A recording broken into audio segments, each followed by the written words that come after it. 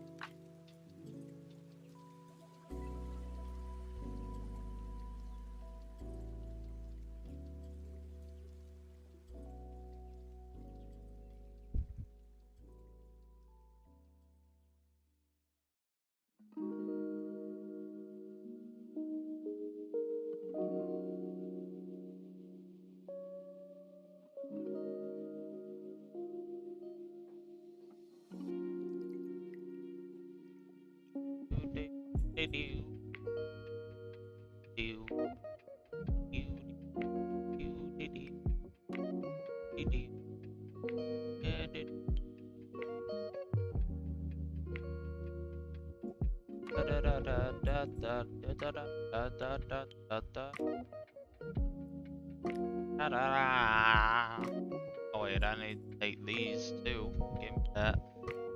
Give me that.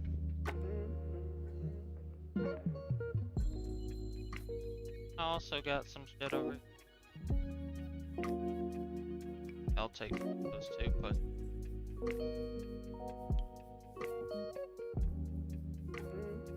yeah.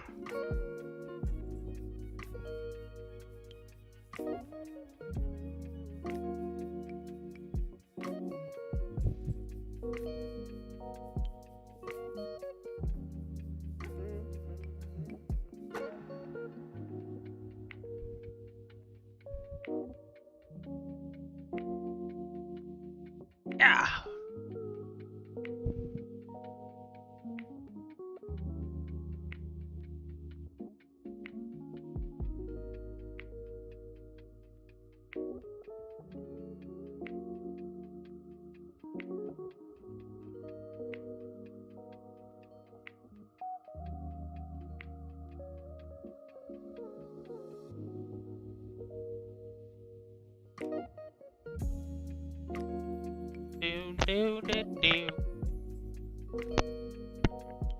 Do do do do. Do do do do. Ow. Ow ow ow.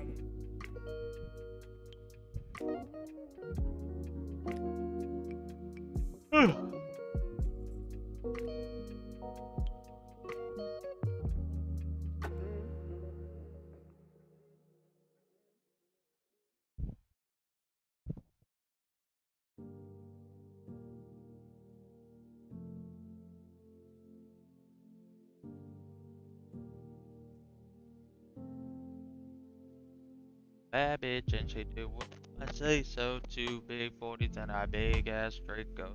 Oh million.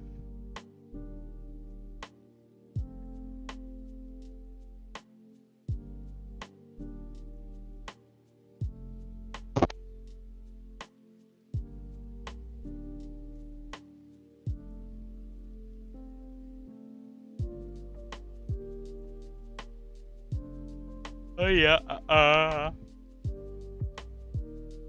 Excuse me.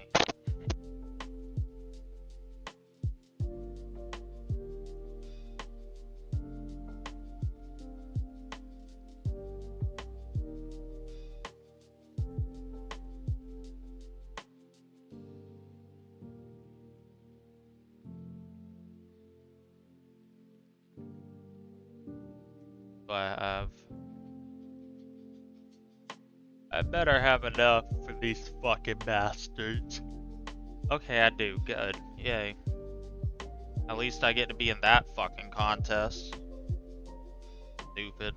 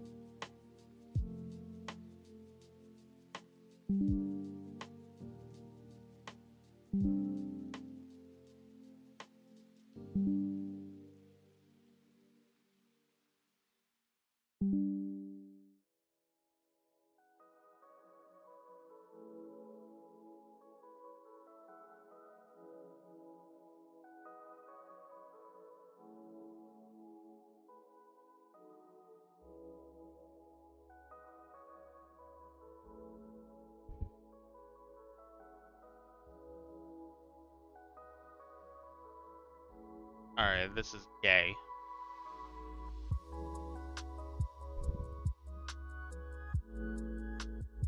Take this stupid fucking avatar off. Characters. Bobby. Bobby now.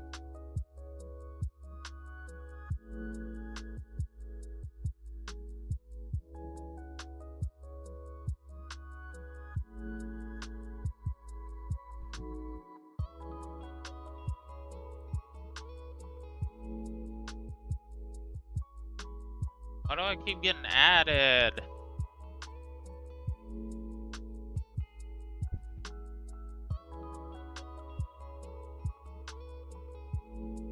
Tickets are open for Goop.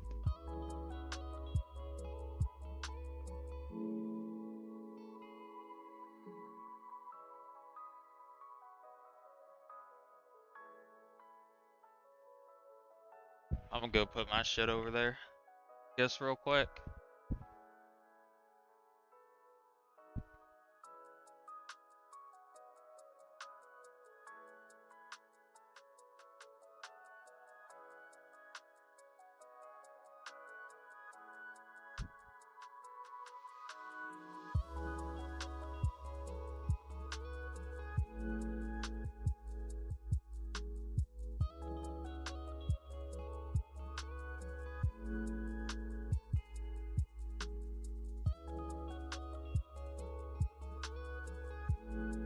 Wake up, sheeple.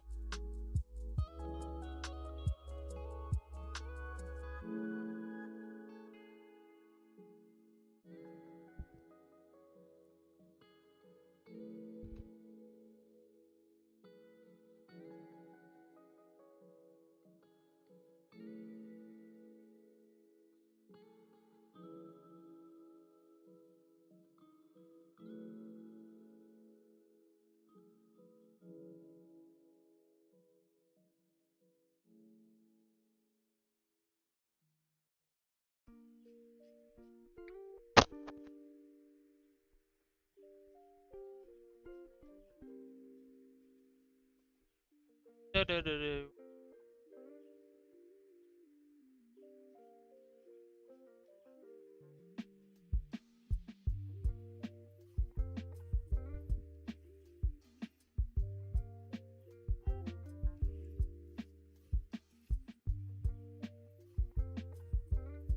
Can I please get a huge from one of these? That's all I'm asking. That's all I want.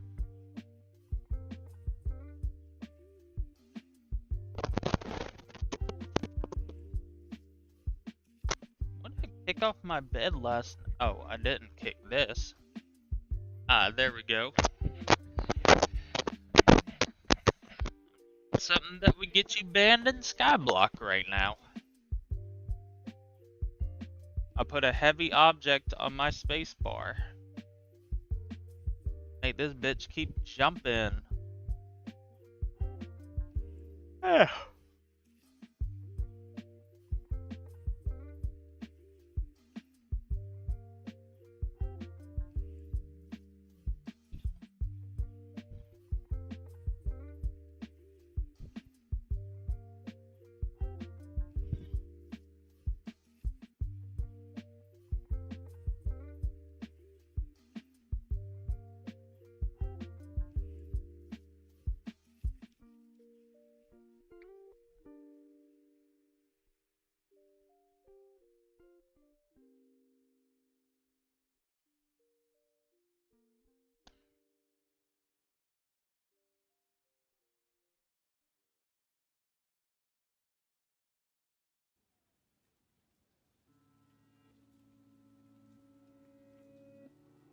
Da, da, da, da.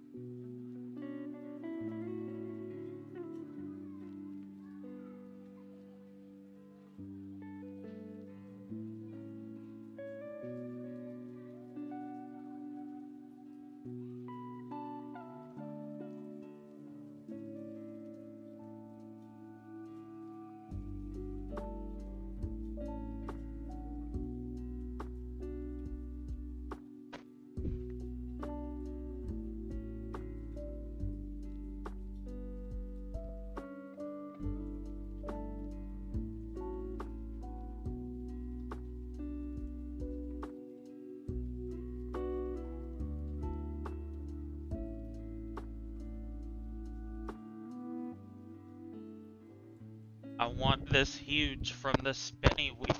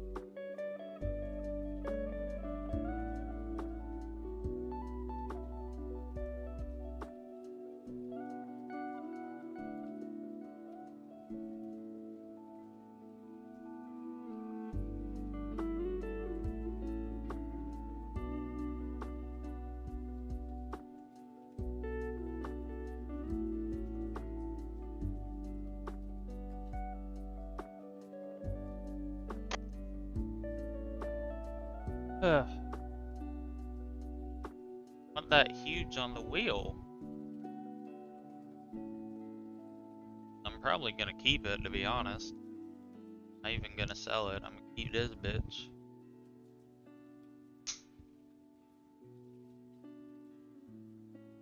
Come on, mine.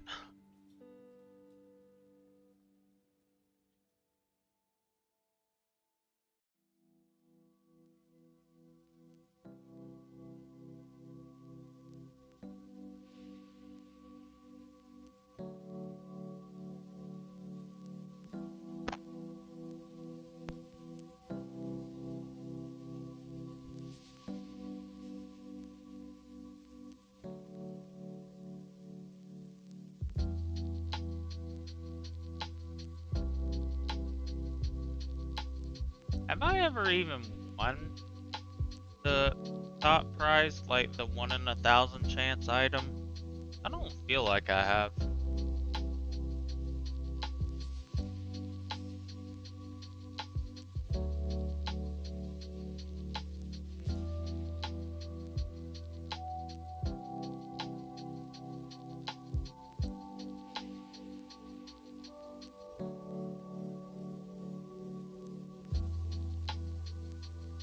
It would be nice if I got it, but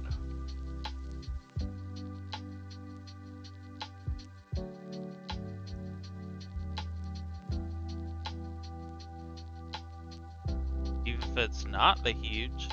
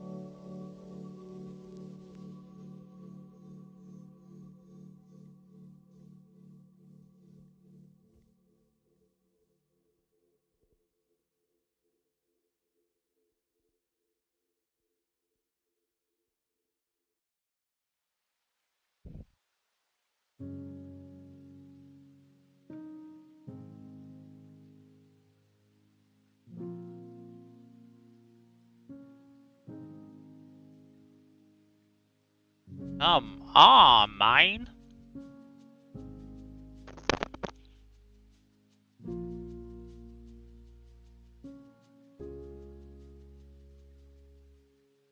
Oh, I did get it. Yay. Stupid ass potions. Not happy about that now.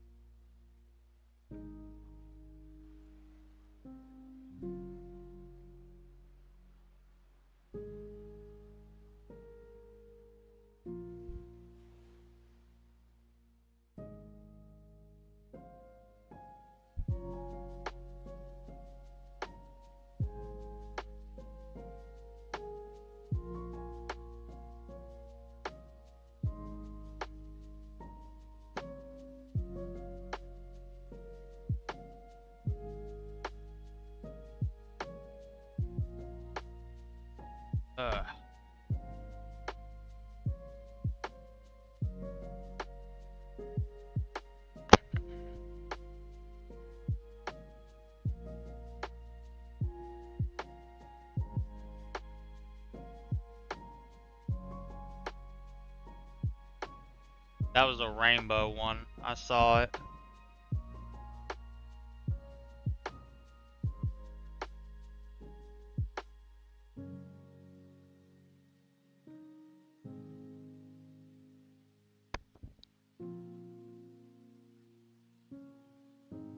This game makes me depressed.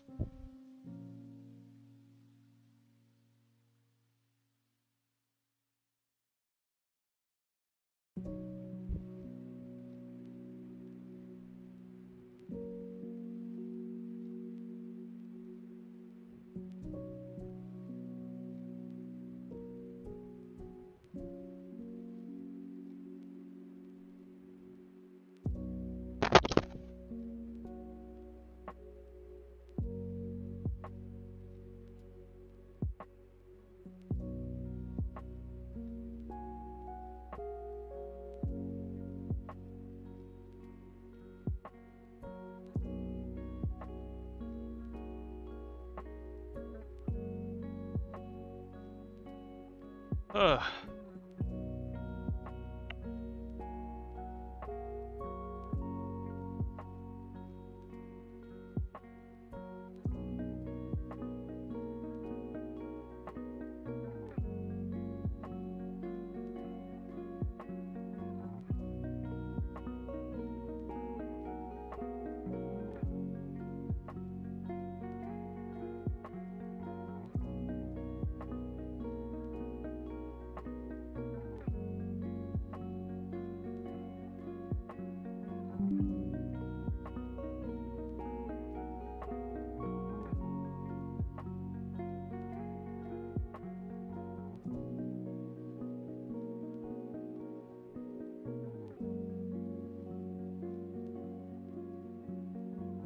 There we go. And no hue. What a shock. I can open these at least.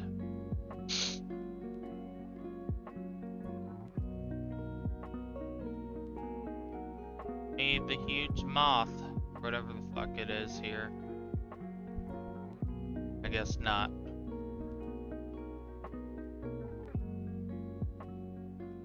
We got 370 of these.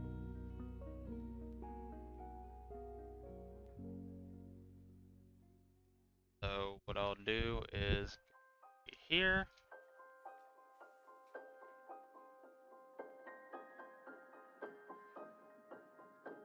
Ball.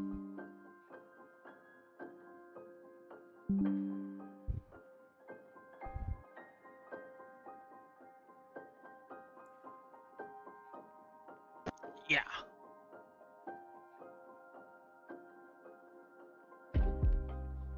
Go for a huge this morning.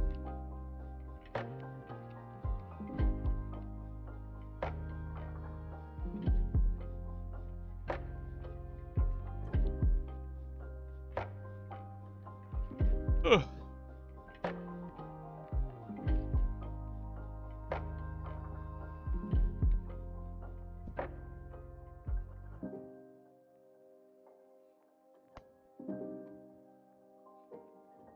Is it even showing correctly? Okay, it is. Good.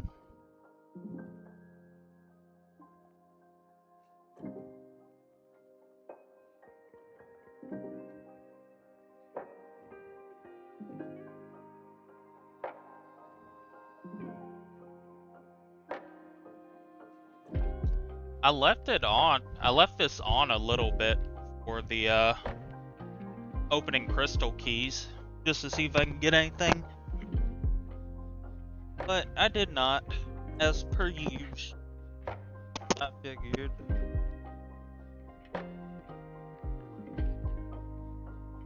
Oh well.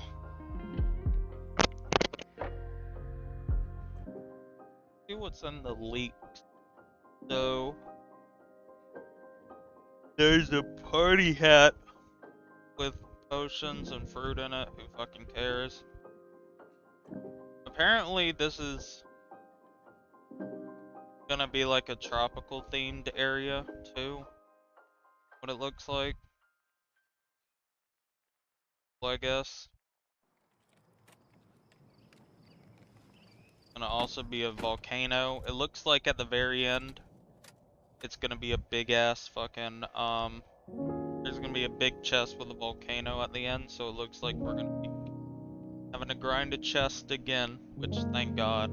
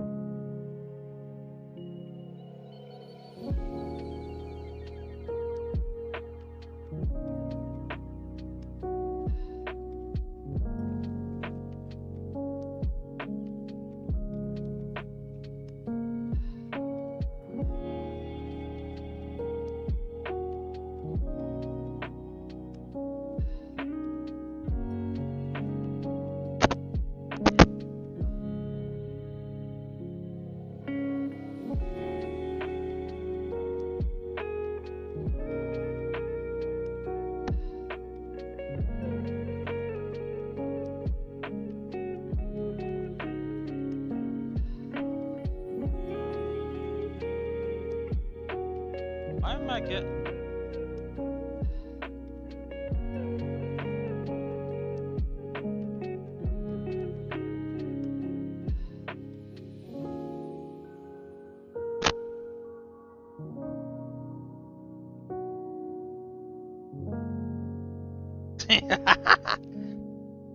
I hate Eminem.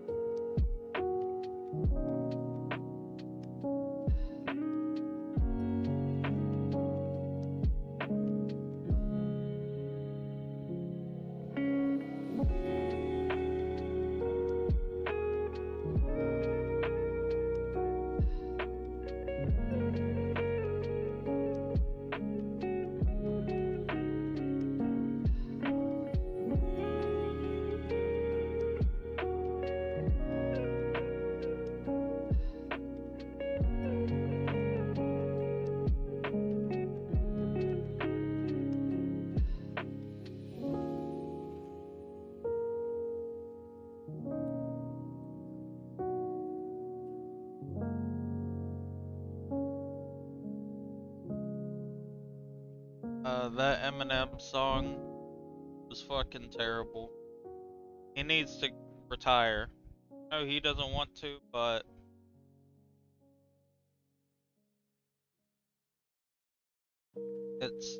he needs to stop, please.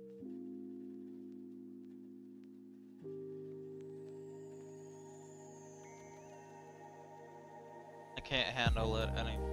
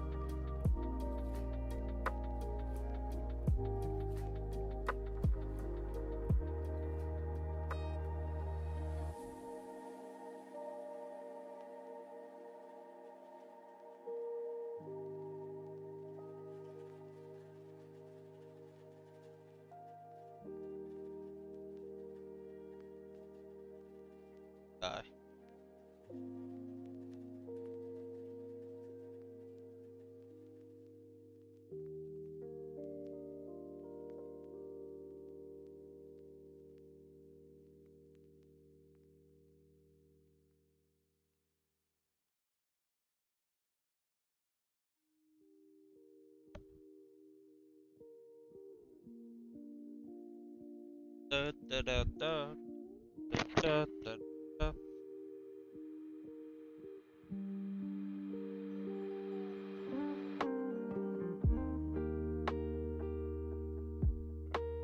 Do-do-do-do.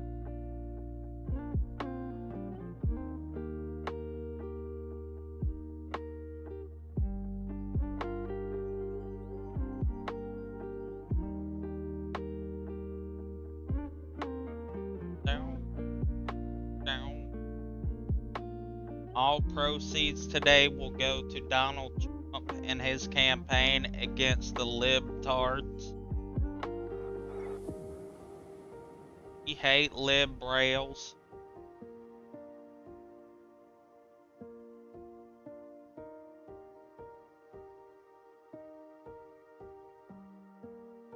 Do.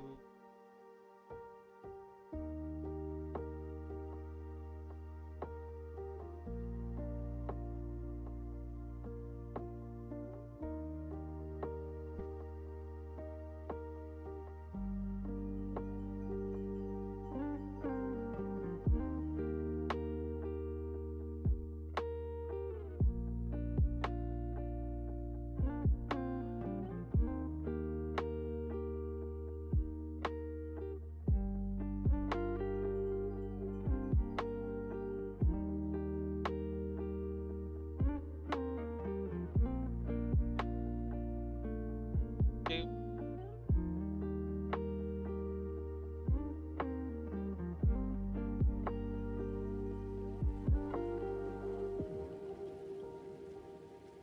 Do. Do. Do.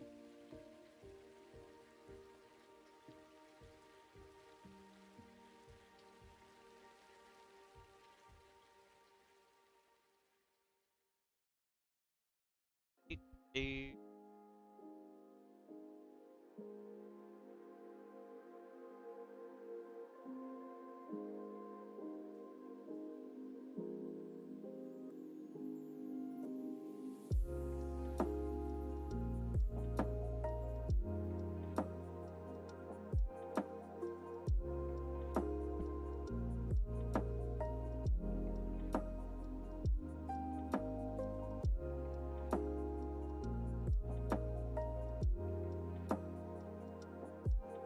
Now we're not.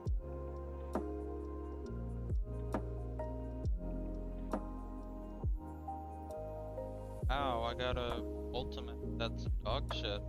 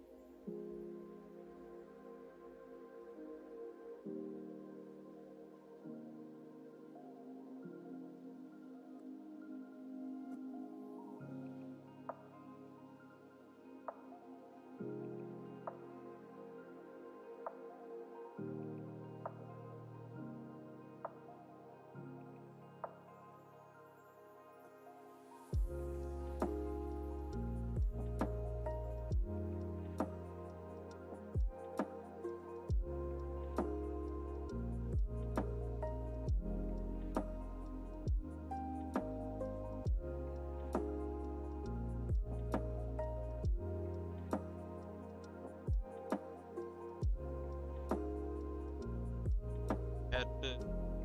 Uh,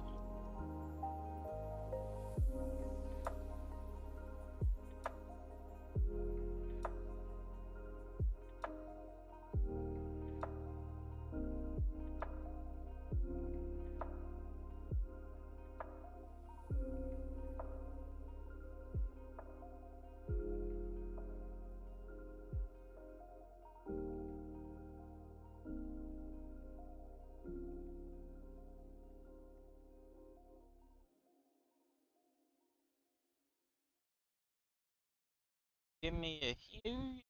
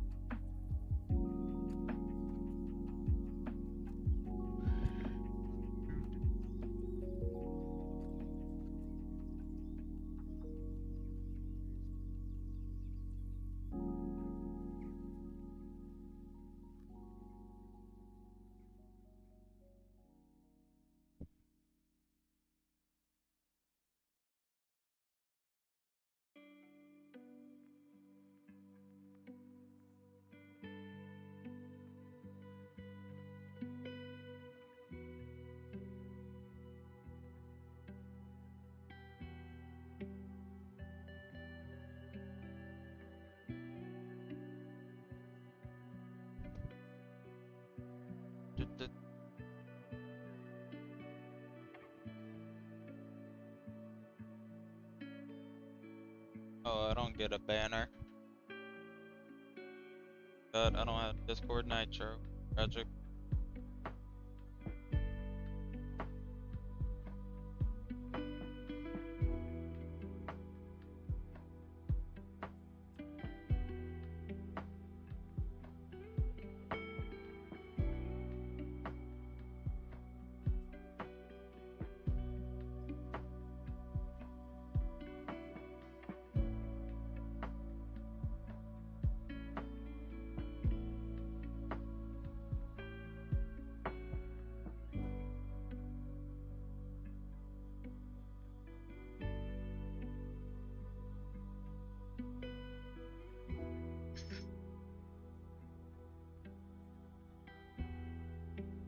Give me a huge. I know I'm gonna get one at least. If not, I'm gonna end my life.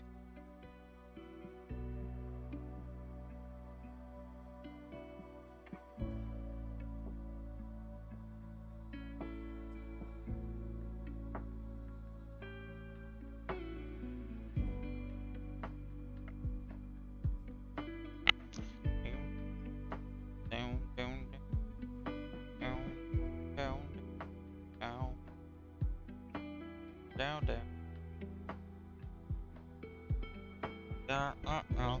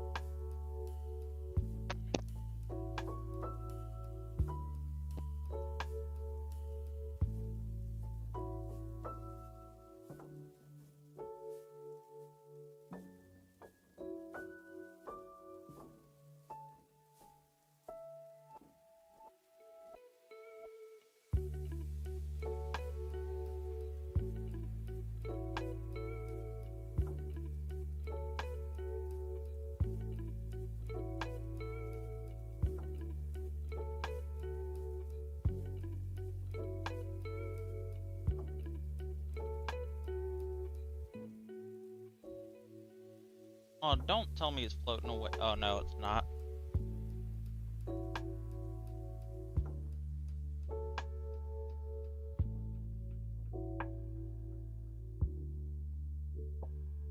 Don't tell me that fucking thing was floating away.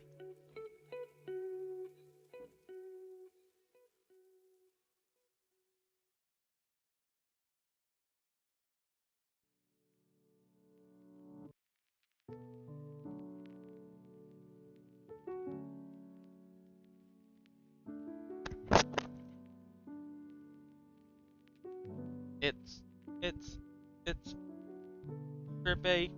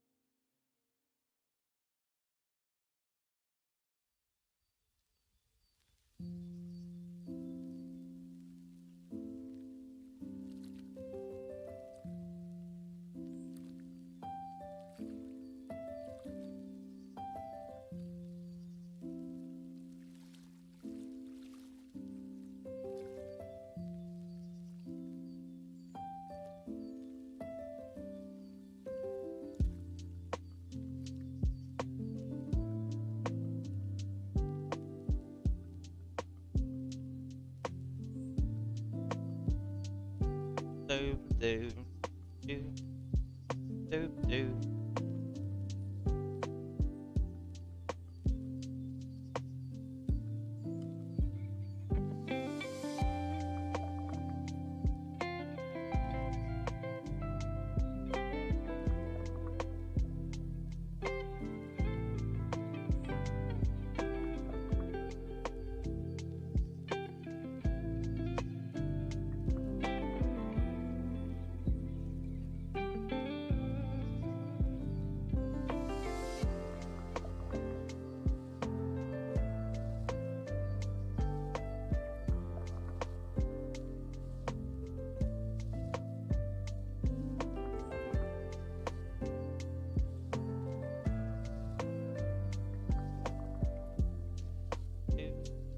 Do, do.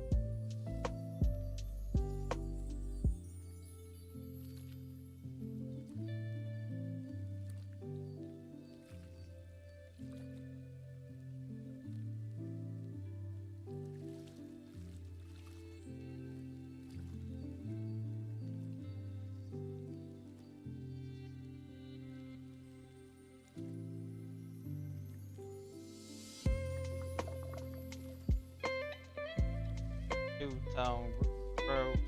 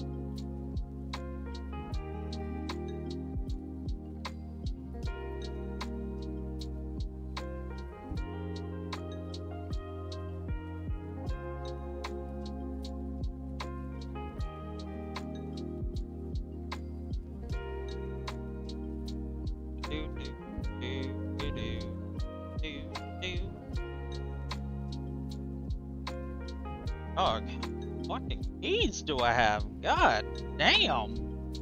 Hold on.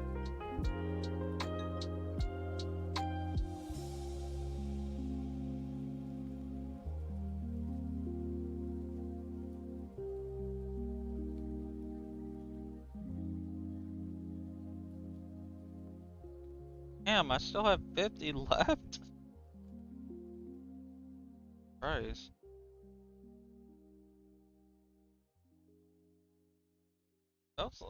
Felt like I already did. Good finish. Something. Guess not.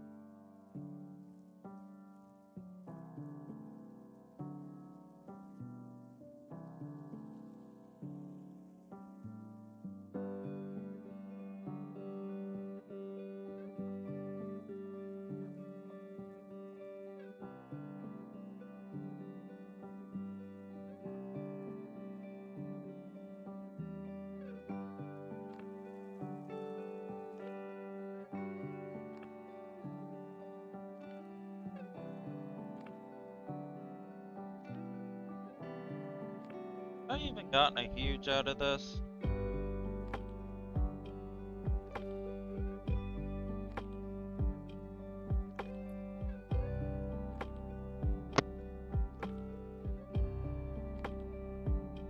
Yeah.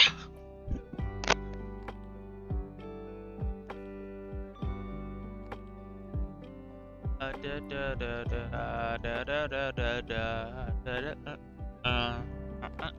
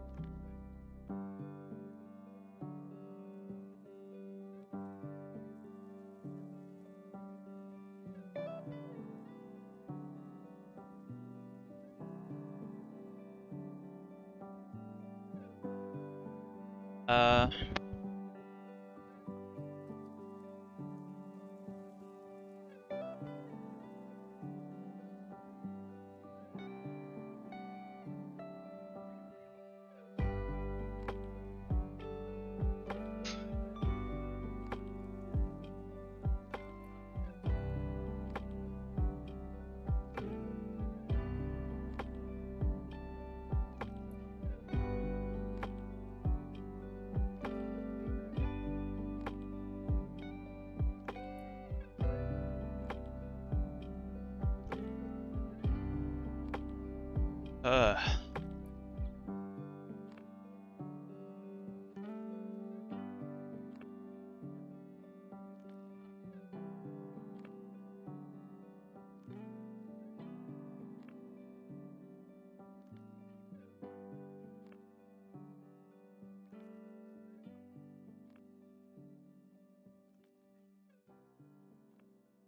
Didn't get anything. Oh wait, damn it. Never mind. Actually, no, I'll go here real quick.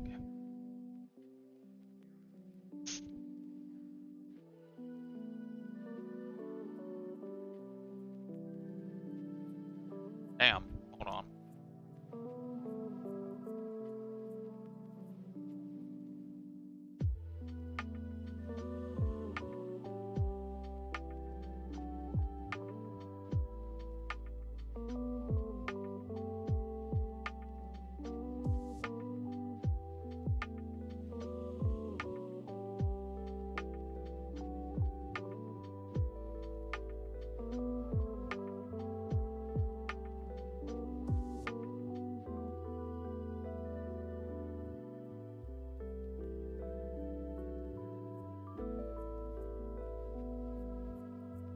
Then, how many sevens do I have? Oh damn, I got a decent bit of them. Bet.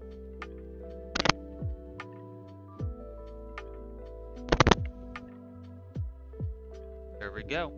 Got all those sent. Ah, stop, bitch.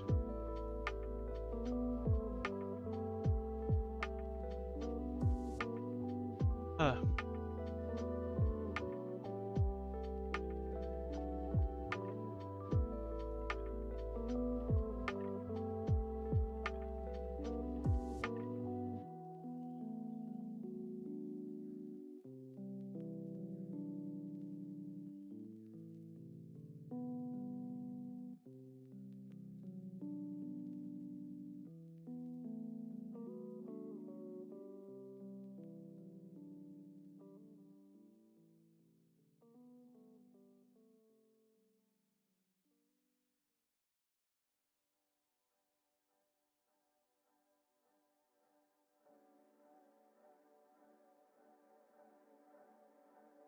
There we go. Alright,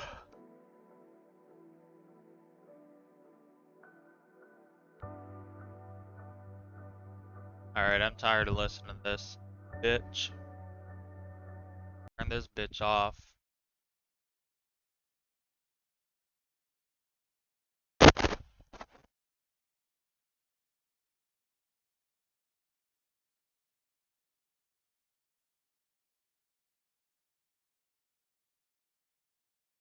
This video.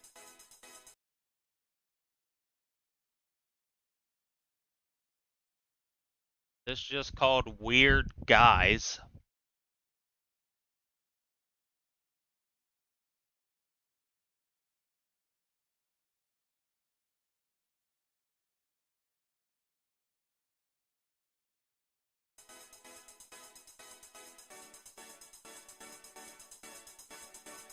"1995 Strange Days" is probably one of my favorite sci-fi movies of all time. I originally only ever watched it because TV Guide said there was going to be boobs in it. But then it just wound up being a really good movie that stuck with me ever since I saw it. At first, just because it was entertaining, but the past few years I keep getting reminded of it.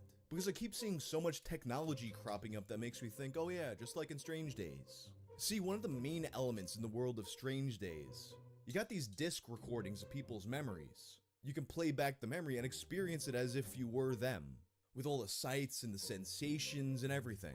If you had such technology, what would you use it for? Perhaps to experience situations that were too dangerous to try in reality. Perhaps to live out an unrequited love. Or, maybe a little something from that one industry that's always at the forefront of new media. You know the one, the science of getting your rocks off. Well, we're still not completely there, at least not as in-depth as the movie, but we're getting pretty close. Today's episode of Tales from the Internet. A Redditor who uses virtual reality to cheat on his wife, with her sister, and he gets caught. And in getting caught, he winds up revealing the sister's terrible secret.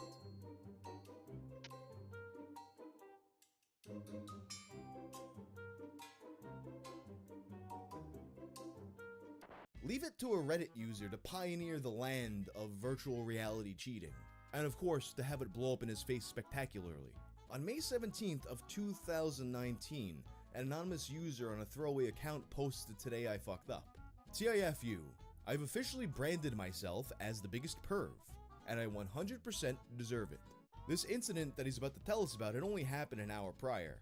And of course, with his whole life on the precipice of collapse, he decides to post about it on Reddit. So here's what happened. He's about to go on vacation with his wife, and they want to get some good footage of the trip. His wife's sister had a sick 360-degree pocket camera, so they ask her to borrow it, and she's like, yeah, sure. But when they get the camera, he discovers that the memory card that she had is still inside it. He checks the memory card and sees that it does in fact still have some video on it. What kind of video? I'm glad you asked. A 1 hour long 360-degree POV style porn video of herself.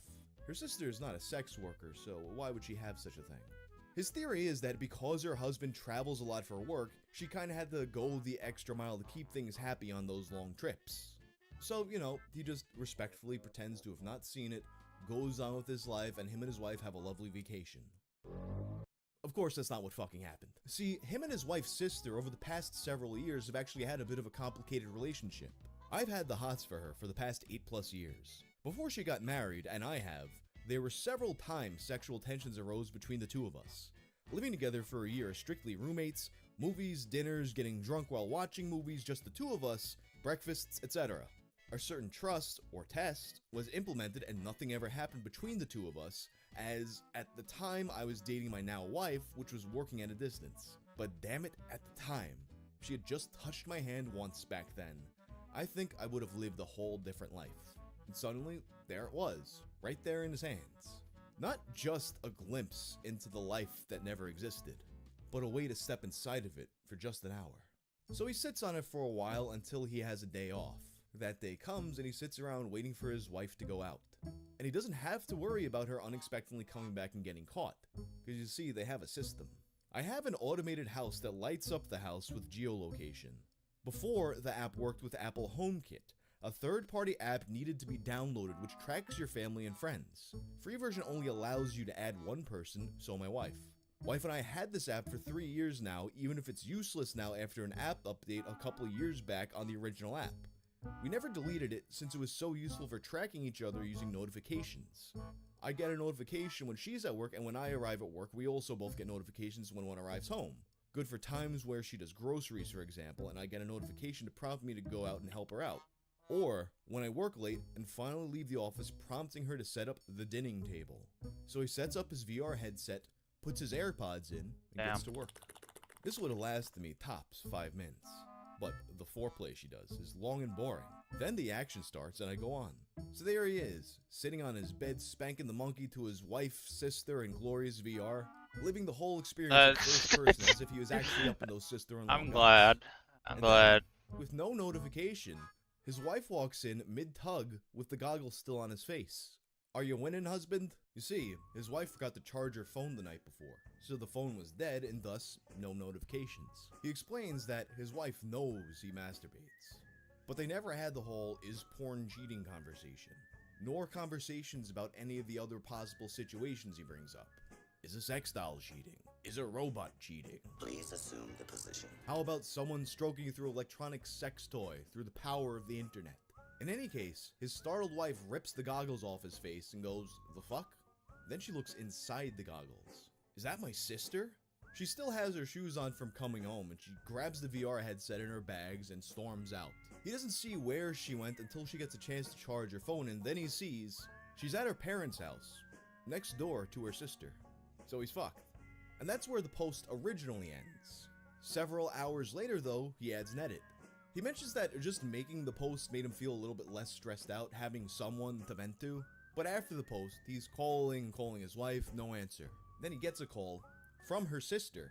He didn't pick up though, cause he was scared of what might happen, so she calls him 5 times in a row and eventually just texts him, "Call me." Here's what he does next. I left the apartment and decided to go watch a movie at the theater. Needed to get distracted, which didn't help as I didn't focus once on Detective Pikachu. There's any doubt that this guy was a Redditor. But they're still calling him during the movie and the notifications are getting him distracted. So eventually he just says fuck it and goes back home.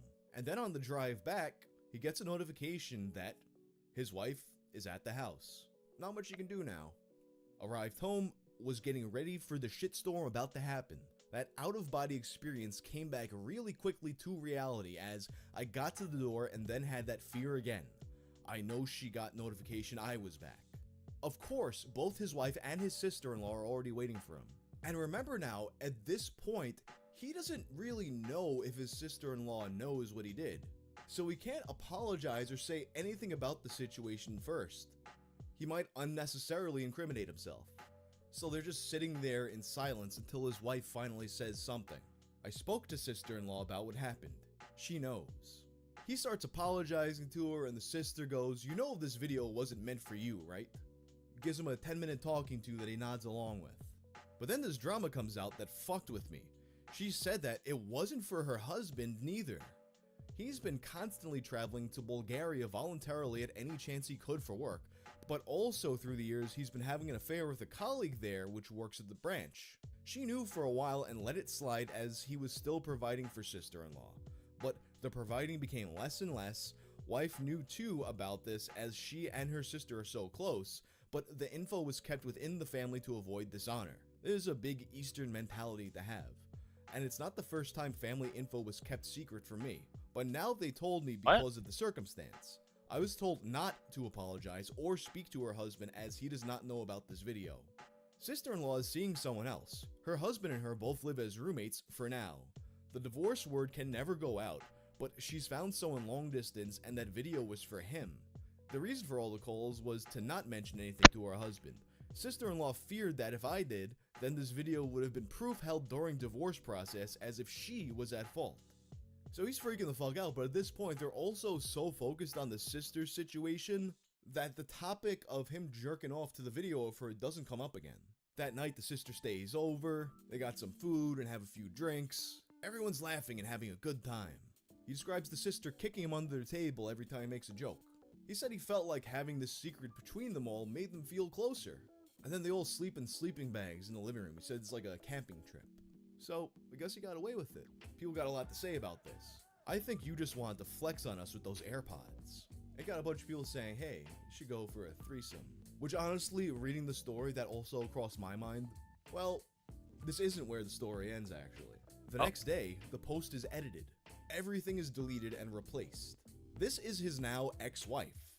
Did he not realize, or too dumb to remember, we share everything, including the same Reddit app? I logged on to see this throwaway as the default login account. I've removed all of this personal story for my family's protection and changed this account's password, although it might be too late and already circulated online. Yeah, you could say that it's a little too late and circulated online. I took a look through the comments and was seriously disgusted by most of the responses suggesting to sexually approach both of us last night. Which my sister did mention he tried something in the middle of the night. This guy is incredibly living in another world. She then says that she only made this edit to make sure people knew that he did not get away with it. And the actual reason they had this little living room campout was so that he wouldn't see her packed bags. And before he woke up, they got her shit and dipped. She froze the joint banking account. She deleted the tracking app. And she gave away all his Reddit gold. Also mentioned plans to get a lawyer and get a divorce. TLDR, his life is ruined. This story would go on to earn the fuck up of the month for May of 2019. And although there are certain details to this story that do lend themselves to its credibility, there's one circle that I just cannot square with it. They shared the same Reddit app. Granted, she didn't elaborate on what device was used. Perhaps there was a shared PC that they had where he just simply stayed logged in, but why would you call that an app? Because if she's away and she's looking at Reddit on her phone and sees the account logged in, how it, like, I don't think it works like that. The only way that I could see that working is if he made the throwaway account using an email that they share and she recovered the password, but she didn't say that she did that. Of course, I've never been in a situation where I was sharing all of my login info with somebody else, so maybe there's just something you do that I don't know about. If I'm wrong and there is something like that, let me know. On November 26th, 2022, an Air India flight departed from New York City headed to New Delhi, India. A pricey non-stop flight that lasts nearly 14 hours on average. It's not the most pleasant experience, but if you gotta make the trip, you gotta do what you gotta do. At least in business class, you can stretch out a bit more and relax. But for the occupant of seat 9A, business class was far Me from 11 years ago would say thank you.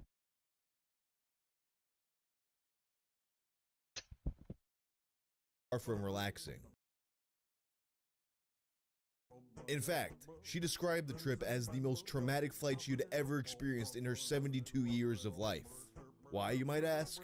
See, on this flight, a drunk man pissed on her. But these kinds of incidents are actually surprisingly common. What's less common is that the accused pisser happened to be a Wells Fargo executive. This revelation, of course, leads to a massive scandal that leads to a back and forth that feels like something out of an Oliver Stone movie. Ladies and gentlemen, this is the story of Air India's P-Gate.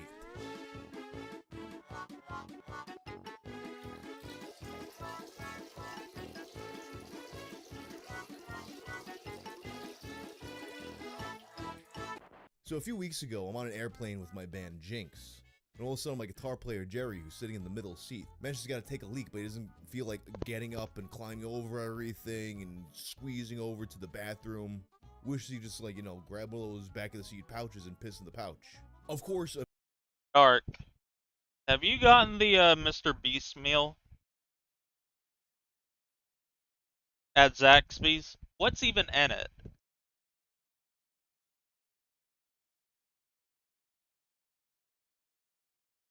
Oh, pfft.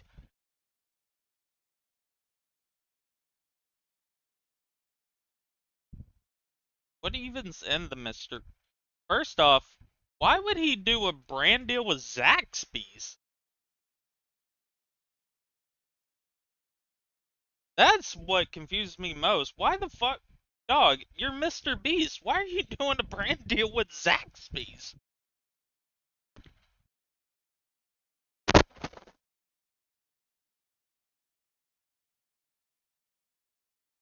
That, like, only people in the South can get. That didn't make sense to me when I first saw that. Obviously, he's from North Carolina, so obviously, but I feel like he could have, like... Let me see what's in it. Order now. The Mr. Beast box. It comes with... No shot. No shot. It comes with 4 chicken fingers, which I always get the fingers meal, so that's good. Sprinkle fries, a half order of fried white cheddar bites. That sounds good. 2 slices of toast, small drink, No shot. And a Feastables milk chocolate bar. There is no fucking shot you get a chocolate bar with the meal. I fucking refuse to believe that. You see what I mean? Why? Why Zaxby's?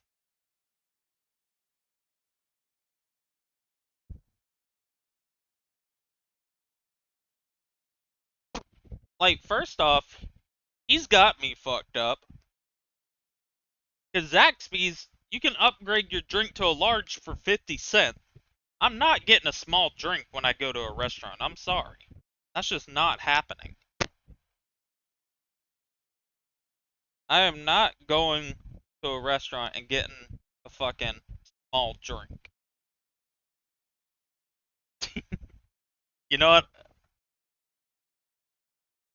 Well, that's the point of the whole meal. I guarantee he gets a percentage of each box they sell. But it still doesn't. Why Zaxby's? Like, dog, you could have probably like. I mean, Zaxby's is better than that other shitty chicken place. I don't even remember the name. Zaxby's is superior anyway. But that doesn't make sense to me. Like, dog, you got chocolate bars in Walmart.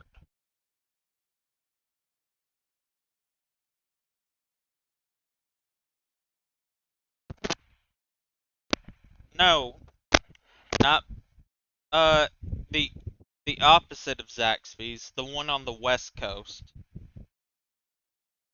Um, hey Siri, what restaurant is like Zaxby's? Okay.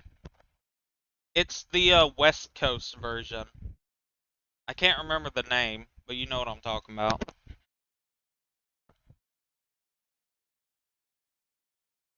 Yeah, Cane's. Zaxby's is better than Raising Cane's. I don't care.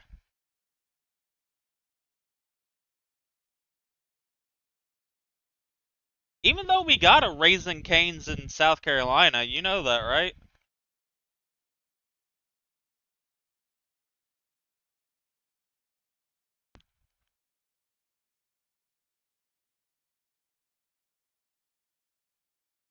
I never understood that.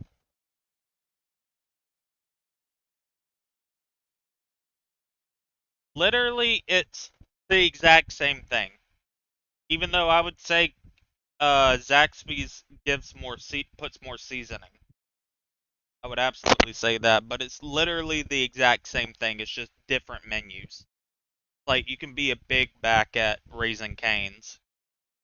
But they got like meals where you can get like 15 tenders or something like that.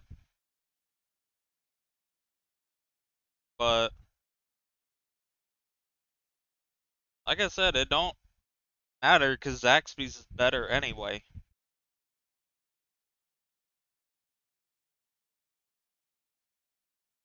See, I would have gotten the Mr. Beast meal, but they gotta replace the fries and the cheese bites with a double coleslaw. Eventually, he just gets up and goes to the bathroom like a normal person. But it made me think of one of my favorite pictures of all time. This drunk old man just sitting in the seat, pissing into one of those back of the seat pouches. Perfect arc and everything. So I used the in-flight Wi-Fi to look it up, thinking I'm actually lying. If you do that, you're going to hell. The only thing you should do as Zaxby's is you're going to hell. If you don't replace the coleslaw and ask for extra fries, you are going to hell. You go to Zaxby's, you tell them, can I do extra fries instead of coleslaw?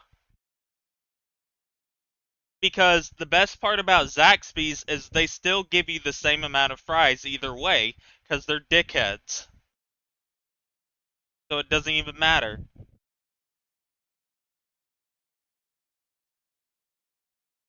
But it's the thought that counts. That shit be making me so mad. It's like, dog, I'll take the soggy fucking... Like, I'll take the soggy fries, man.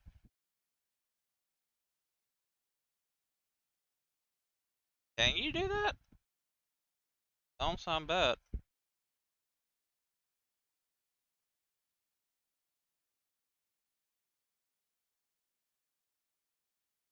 I remember I got drunk. Whenever I used to get drunk, I used to order a lot of shit from Zaxby's. The Cobb salad is incredible. My favorite part about Zaxby's is that I'll ask for no tomatoes and no cucumbers, and then they still add it. Like, wow, I appreciate that. That's dope.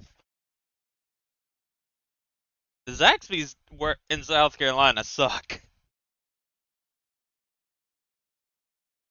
You got two of them where I live. They all suck. Like I said, hey, can I not get I don't want cucumbers and I don't want tomatoes on the salad. They're like, okay, so we're just gonna put tomatoes and cucumbers. Like, oh no, thank you. Like, it's easier not to add it. Cause I know they ain't back there with like pre-boxed shit. So, like, you don't even have to do that.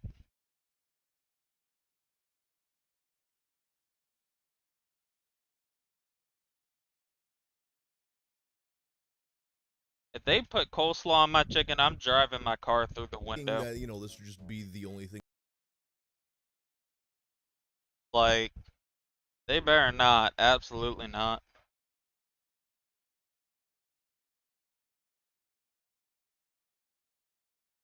Oh, yay, clan battle rewards. Eh.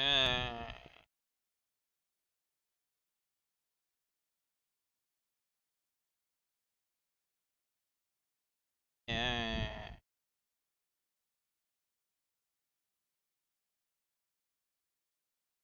How much do these don't even sell for that much.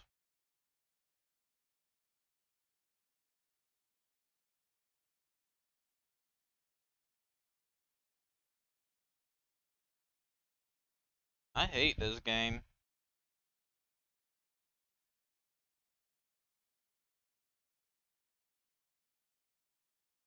The battle finished and we lost.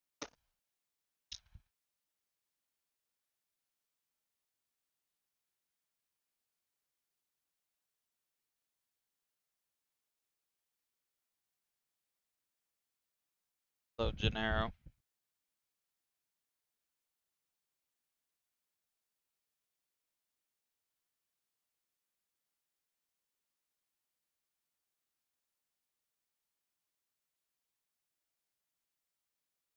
Thing that pops up. Instead, I find that there are so many airplane pissing incidents. And probably the biggest scandal ever tied to one just happened to be unfolding at that very moment. Although this incident occurred in November, the details weren't publicly known until early January. This was after the 72-year woman who had been pissed on wrote a letter to Natarajan Chandrasekaran, the chairman of Air India's parent company, the Tata Group. In the letter, she outlines the events of that plane ride. During the flight, another business-class passenger, who at the time's identity was unknown, was becoming increasingly drunk because, you know, how else you gonna pass the time on a 14-hour flight? Lunchtime had just passed and the lights were dimmed. The drunk passenger took this opportunity to walk up to her, unzip his pants, and pee on her. And after peeing, he just stood there until another passenger told him, hey, buzz off. So the woman, covered in piss, gets up and tells the crew what had just happened. They provide her with a change of clothes, and then they ask her to return to her piss-covered seat, despite there being a lot of clean seats still available. But she keeps complaining, and you know, the crew understands the situation. So what they do is, they spray the seat with disinfectant, and then ask her to return. Eventually, 2 hours later, they finally give her a new seat. During the flight, the man sobers up, and against her wishes, the crew brings the man to her. He's crying and apologizing profusely, and he tries to negotiate some kind of a deal so she doesn't make a whole case of it. But she's not having it, she just wants him arrested. But then, after the flight lands, he just leaves without any incident. Meanwhile, the old lady was promised a wheelchair so she can get through customs and get right clean as soon as possible. And they do get her the wheelchair, and they take her, and then they leave her in waiting and abandon her for at Yeah, least new a half an update hour. comes out tomorrow. It seemed like nothing had been done about this situation, so she wrote the letter. And Air India finally responds that they reported the incident to the police and banned him from flying for 30 days, which was the maximum amount they were allowed to at that point. They had also launched an internal investigation into why the crew was so unhelpful. A few days after the news of this incident broke, the drunk man would be identified by the New Delhi Police Department. He was identified as Shankar Mishra, Wells Fargo's Vice President of Operations in India. After the police got involved, he was pursued with several charges, including public obscenity, gestures meant to insult the modesty of a woman, drunken public misconduct, and assault. However, although he was a resident of Mumbai, they could not locate him, and it was believed at that point that he was deliberately evading arrest. Meanwhile, with the news of one of their executives pissing on an old woman, Wells Fargo was forced to release a statement publicly terminating him. Wells Fargo holds employees to the highest standards of professional and personal behavior, and we find these allegations deeply disturbing. This individual has been terminated from Wells Fargo. We are cooperating with law enforcement and ask that any additional inquiries be directed to them. While all this is going on, Mishra, who is still unaccounted for, releases a statement through his attorneys. In the statement, he claims that he made an agreement with a woman to clean her clothes and her soiled items, as well as some financial compensation, and he claimed to have a series of WhatsApp messages that corroborated that this agreement was satisfactory. He also stated that the woman's grievance was with the airline and not with him. But despite this, he mentions that he had faith in the legal system and was willing to comply with law enforcement. The same day, Mishra's father would appear live on India Today. He was questioned about his son's whereabouts, which he didn't really answer, but he also denied that the story had happened at all. He said that his son slept on the flight because he'd been awake for 72 hours, and he also said that his son wouldn't have done this because a 72-year-old woman is like a mother to him. He also said there were no eyewitnesses to this situation. And when questioned about why his son would have apologized if this didn't happen, Shams said that his son had acted under duress and he was merely complying with her demands. Ultimately, the police would trace Mishra's phone, leading them to catch up with him in the city of Bengaluru on January 7th. They then brought him to prison for 14 days while they investigated further. And on the day of his arrest, it turned out that there actually was an eyewitness. A US-based doctor named Sugata Bhattacharjee, who began making the rounds in the media. He spoke to the Times of India about what he saw. Sugata Bhattacharjee, a US-based doctor of audiology and Mishra's co-passenger on the flight on November 26th, told the Times of India that the accused had downed 4 glasses of single malt during lunch. He looked visibly drunk. He asked me thrice, "What do your children do?" I told a male purser to cut off his alcohol supply, Bhattacharjee said. Though the woman was visibly distraught, the cabin crew members persuaded her to talk to the passenger who peed on her. A drunk guy is a drunk guy. When a guy has done such a crime, you do not bring it to the victim and allow him to apologize to her, Bhattacharjee added. Furthermore, Sugata Bhattacharjee said that after urinating on the woman, there was a point when Mishra dozed off. After he woke up and sobered up, he told me, "Bro, I think I'm in trouble." I said, "He can get peed." Did you hear that new Eminem song?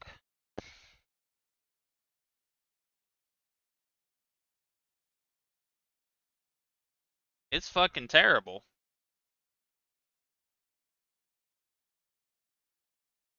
I haven't listened to it, and I refuse to listen to it because there's a line in the song where he says, bumping R. Kelly's favorite group, the Black Guy Peas.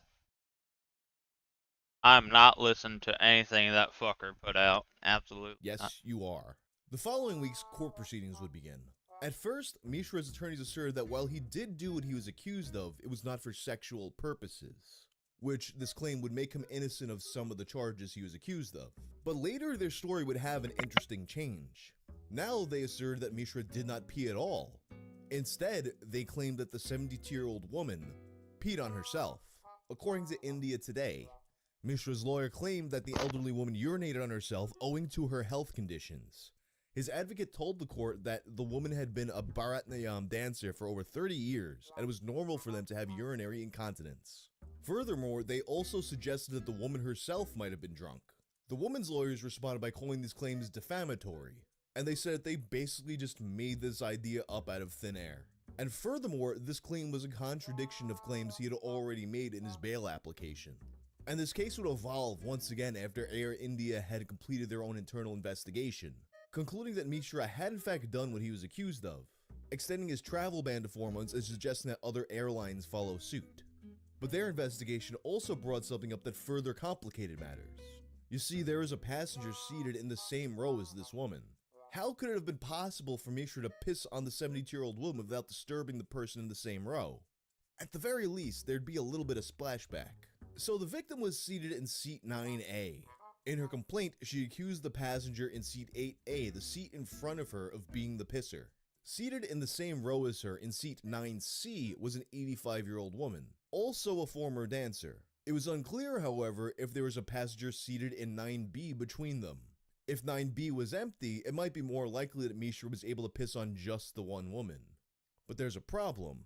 Upon examining the seating diagram of the airplane, it turns out there is no seat 9B. 9A and 9C are the seats next to each other, with 9A being the window seat and 9C being the aisle seat. So as his lawyers presented it, we're to believe that Mishra walked into the aisle, unzipped his pants, took his wiener out, pissed over an 85-year-old woman who did not notice that she was being pissed over, and got his stream entirely on the 72-year-old woman who had been seated at the window seat. No collateral damage at all. And mind you, this is a man who is said to be extremely drunk. To be fair, if you drink a shit ton, you're also probably drinking a lot of water. And you're gonna have a lot of piss you need to get out. Okay? So, don't count it out just yet.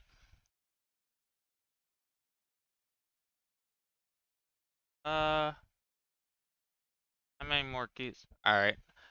I'm gonna keep this shit going. I'll even keep the video playing. But I need to go grocery shop real quick. Go buy some stuff. I'll be back in like 20 to 30 minutes. Bye-bye.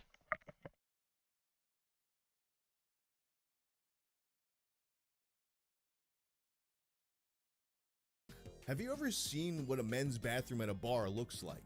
That is one magic urine stream.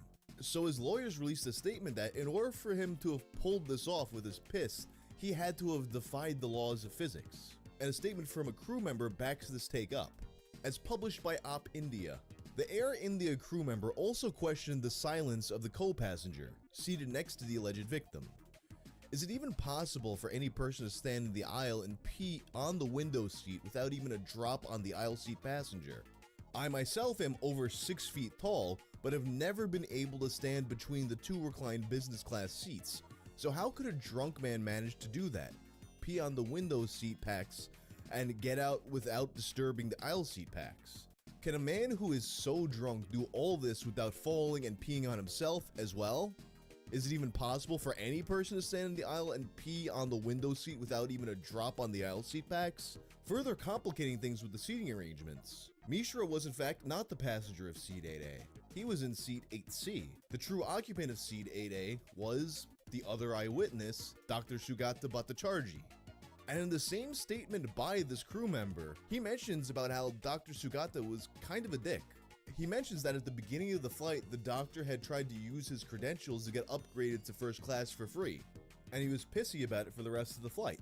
The crew member claims that while the actual incident occurred, Dr. Sugata was asleep.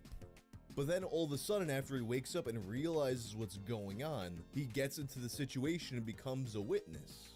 And ultimately what he gets at is that, hey, because this area smells like piss now, I should be upgraded to first class. And with that in mind, it seems like this may have all just been an angle for the doctor to get a free first class seat. Furthermore, Mishra and his lawyers asserted that it seemed like the woman's only actual gripe was that she received a partial refund from the airline. They cited an email written by her son-in-law asking for a full refund. In the email, he says that if these demands were not met, he would go to the media. But Air India still insisted on giving only a partial refund. The growing inconsistencies on both sides left reporters scratching their heads. and in some cases re-examining their initial stances.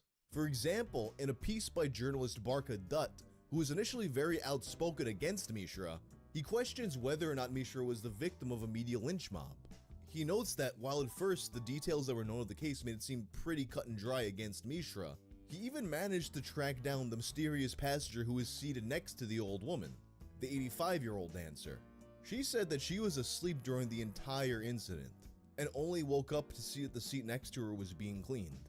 Nothing had happened to her at all. At the same time, he also notes that it's still strange that Mishra apologized at first and paid for everything, especially since a crew member had mentioned in one of their statements that when it was brought up to him, he had no recollection of it at all. He said that he couldn't imagine himself doing something like that. He also concludes the piece by saying that no matter what actually did happen, the facts of the case that are known show that the airline just mishandled the whole thing one way or another. This is not to say that Air India did not mishandle matters. The pilot, asleep on his rest shift, should have been woken. He should have upgraded the complainant to first class irrespective and informed the International Operations Control Center immediately. The case should have been handed over to the police on arrival for them to determine the truth from the fiction. The management instinct to gag the crew was also a self-goal, but something has shifted internally as well. The Tatas have backed their pilot against the suspension of his license. As of the recording of this video, the case is yet to be resolved, but it seems to be increasingly likely that the whole thing is just going to get thrown out. What this means for Mishra, who was publicly terminated, remains to be seen. But for now, that's the story of Air India's P-Gate. Before KSI versus Logan Paul. Before Asterios versus War of the Fanboys. There was Uwe Ball versus his critics. And while many people who argue on the internet like to say fight me IRL, it rarely actually comes to fruition. So what was different this time? Find out on this episode of Tales from the Internet. Uwe Boll is considered by many people to be the absolute worst filmmaker of all time. You can see the presence of many of his movies on IMDb's bottom 100 movies of all time.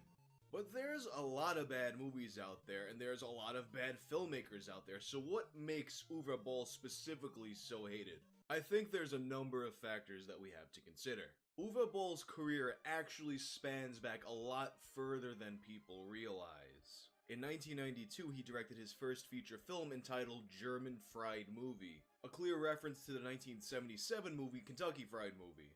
And from that time going forward, he pretty consistently put out new movies. But he didn't find himself on most people's radars, and certainly not in his critics' crosshairs, until 2003. That's when he put out House of the Dead, which was his first video game adaptation. And by that point, as I said in my Battletoads video, people had already come to expect any video game movie to be terrible. Yet despite the fact that we had already developed these expectations, for some reason Uwe Boll's work was hit with much more ire than any video game movie director before him. One of the most common criticisms of him was that he would just completely change key elements of the source material. Alone in the Dark goes from being an atmospheric, Lovecraftian horror game to a over-the-top action horror movie. House of the Dead goes from being a game about agents tracking down a mad scientist to a bunch of teens go to a rave gone wrong. But changing things up in a video game adaptation wasn't really anything new. I mean, does this look like a Goomba to you? Check out Agent Doggett's flat top in Double Dragon. And don't even get me started on Resident Evil. I mean, who the fuck was Alice? Like, okay, and I know this is gonna be a controversial opinion, but say what you want about House of the Dead. House of the Dead barely even had a story to begin with, but with Resident Evil, Paul W.S. Anderson took a giant steaming shit on the chest of the game series that's definitely one of my favorites of all time.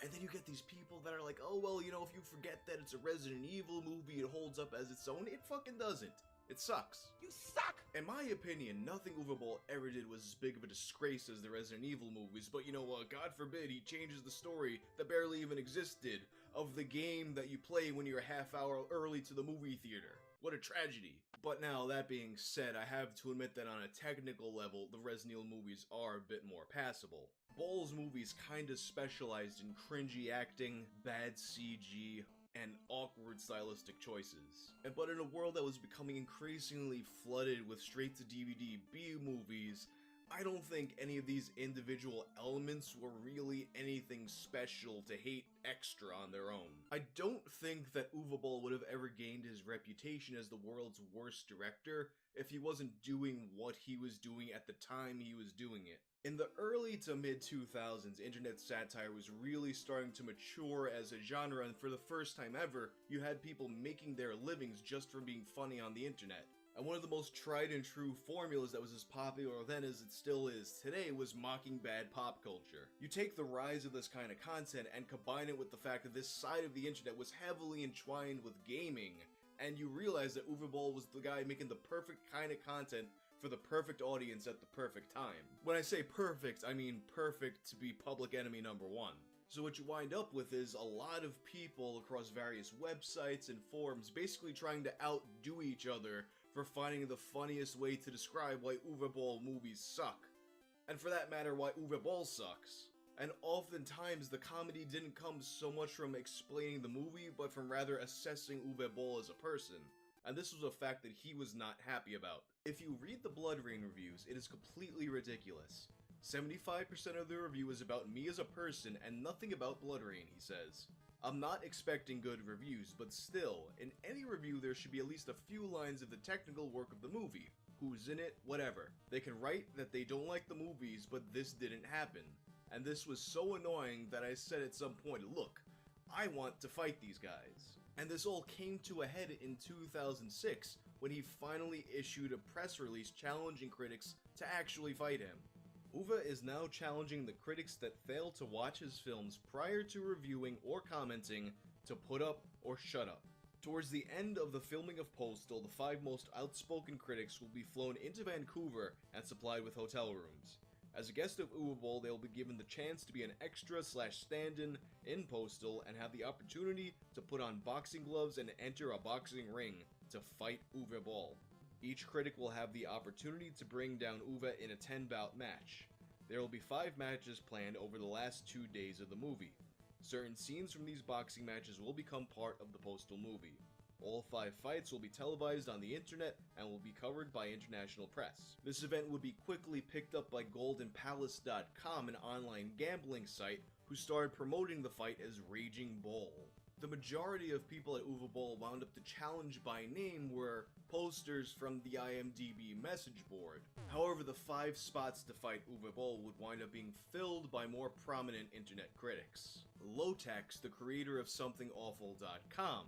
Prior to the challenge, he had actually not seen any of Uwe Boll's movies, but after he heard about it, he had this to say. Alone in the Dark, a movie by a stupid German jerk who is stupid and smells and probably molests dead children. Although if that last part is considered slander and or libel in Canada, then just disregard and pretend it actually said he molests living children instead. Another challenger was Jeff Snyder of Ain't It Cool News. Like Lotex, he had also previously never actually watched an Uwe Boll movie. Now, I had never even seen an Uwe Boll movie, but Ain't It Cool had really given this guy his reputation as the world's worst filmmaker. The next challenger, Chris Alexander of Rumorg, was more familiar with Uwe Boll's work. His movies are bad, they're terrible, they're awful, they're hypnotically bad, but they're so bad on such a gigantic, huge operatic scale. And then there's Chance Minter, who wasn't a critic, he was an amateur boxer who was just looking for his next fight. Boll's 4th opponent is Chance Minter, a 17-year-old cinephile from Frederick, Maryland. Before the fight, Minter got pumped up by listening to the theme song from Conan the Barbarian on his iPod. Boll's really wild, more of a brawler than a fighter, he says. His jab is weak. He tries to get close so he can swing wide. I'm just gonna go out there and do my thing. Although when asked, he wasn't much of a fan of Uwe Boll's work either. Most of his movies suck. There was also a Spanish fighter, Carlos Palencia Jimenez Arguello, who didn't make it to the Raging Boll event but did wind up fighting Uwe Boll in Spain. He lost. And when the day of the official Raging Boll event came around, Lotex, Chris Alexander, Chase Minter, and Jeff Snyder also lost. But there is a little bit of fuckery in this situation. At least according to Lotex, things weren't as they expected. To all my fans, I would have to say, if an angry German man challenges you to a boxing match and you've had absolutely no training, and then he says, okay, well yeah, I'll train you before, and then he doesn't, and then he says, well, it doesn't matter, I'm not going to hit you really hard, and then he does, you have a good reason to hate him a lot. And when you see how these guys are really hamming it up before getting their faces punched in, there might be something to what Lotax is saying. There is also a rumor that Uwe Boll didn't actually box Chase Minter, the amateur boxer. And apparently there was some controversy from Golden Palace. They were concerned about the legalities of Uwe Boll beating up a 17-year-old. But I think this rumor stems from people misunderstanding something Lotax said. And the fourth guy, you know, when they said, and a real amateur boxer is going to be fighting him. The guy never even fought a fight. Yes, he's an amateur boxer because he's sparred before, but he's never fought. I think a lot of people misinterpreted this as him saying that Uwe Boll didn't box Chase Minter, when really he's saying that the kid's qualifications were overstated. And interestingly, after the event, Chase Minter would go on to work backstage on some of Uwe Boll's productions later on. And Chance wasn't the only one of the competitors to have his view of Uwe Boll changed after the fight. Here's how Chris Alexander described the day after the fight. The next day, bruised and beaten but exhilarated, I was picked up by Boll in his SUV, driven to his beach house with his lovely dogs Daisy and Lara in tow, and grilled on why I was so adamantly believed his genre films were so bloody awful. The man genuinely wanted to know. With a slew of upcoming horror and fantasy films on his slate, including the Lord of the Rings ripoff In the Name of the King with Ray Liotta and Burt Reynolds, he said he wanted to understand why people prejudge his work and why he doesn't get a fair critical shake. I had to tell him, Boll's movies are bloated, expensive, and incoherent attempts at aping American genre pictures and sport some of the most boneheaded casting choices in filmdom. But I left Vancouver with the impression of him as a delightfully insane, two-fisted rogue and a shockingly honest one at that. Someone who absolutely adores film, knows its history, and truly lives for what he does. Hell, he even had me pondering my role as a film critic. Whether I was someone who casually dismisses others' life work while wishing it was me making movies. Yes, House of the Dead is still inexcusably dreadful, and sure, Alone in the Dark still sucks, harder than a Hoover.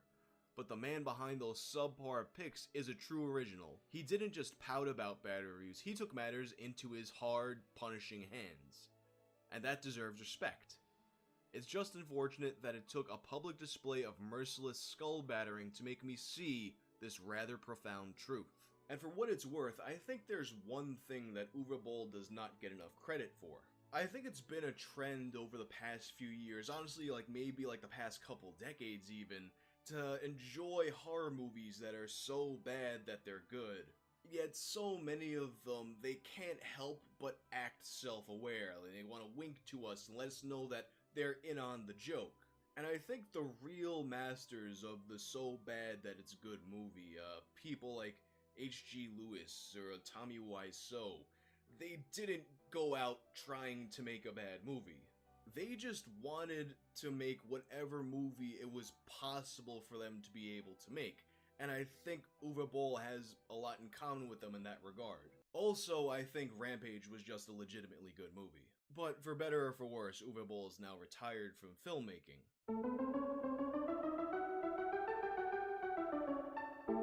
Basically, my message is, fuck yourself. These days, he's actually a restaurateur, and apparently a damn good one at that. His restaurant Bauhaus wound up being named one of the top 100 restaurants in all of Canada. It also made a list published by the world's 50 best restaurants. So, the next time you're sitting around casually watching House of the Dead, as people do, think of the Wiener Schnitzel.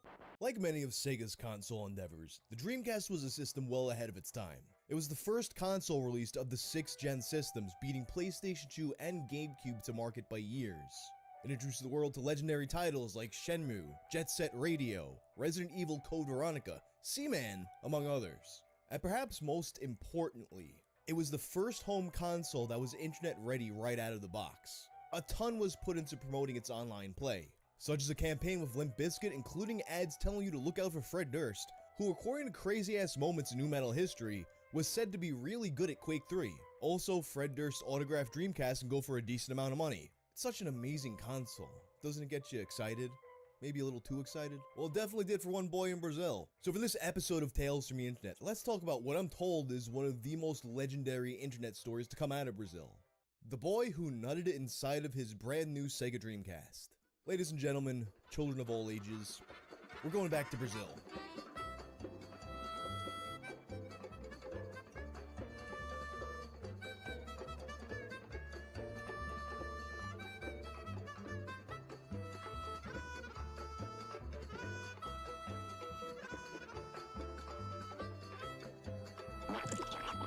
I think there's a tendency on the English-speaking side of the internet to just think of it as the whole internet and all of its famous stories like Swamps of Dagobah, Vagina Bacon, Hello My Future Girlfriend. But for every language there is, there's internet stories that are just as infamous as any of those that we rarely if ever get to hear about. So my curiosity was piqued when a Brazilian viewer, Gustavo Costa, told me the story of the Brazilian Cum Dreamcast. Supposedly one of the Brazilian internet's most infamous stories. And when I spoke about this on stream, a number of Brazilian viewers corroborated that yeah, everyone knows this story. So here we go, the story of a boy from Brazil named Leonam. And note that I have two different translations of the story that I'm working with here. They're different from each other in ways that are very subtle, but in some cases kind of important. I'm piecing it together to the best of my ability, but if I get something wrong with it, definitely let me know. This was originally posted in 2004 to forumsbr.hypermart.net.